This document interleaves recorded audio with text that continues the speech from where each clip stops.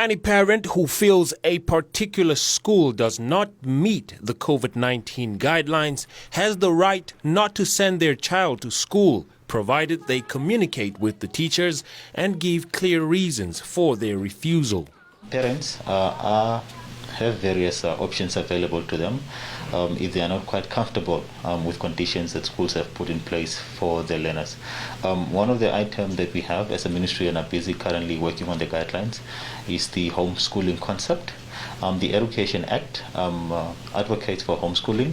As we currently speak now, we are busy drafting those guidelines and we'll definitely share them with parents to ensure that they continue. Another item, perhaps not to be sort of mistaken with homeschooling, is the option where the parent opts to keep the child at home, but obviously to continue receiving educational packages whilst the situation perhaps see how it unfolds.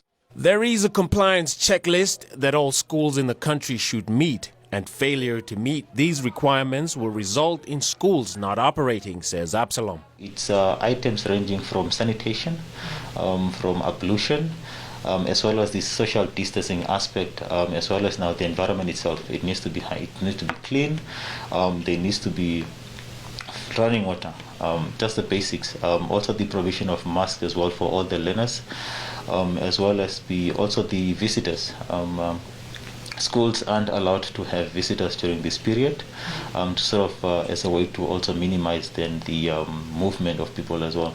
So these are just some of the essential sort of requirements that the ministry has put in place, and we are confident that schools have put this in place, and only minor challenges have been experienced which can be sort of attributed to infrastructural issues which can't quite be completed just overnight. The rate at which COVID-19 cases are rising is of great concern to the Education Ministry, says Absalom, as it is of utmost importance that learners return to school. He, however, added that the ministry has several interventions in place to ensure learners get access to education.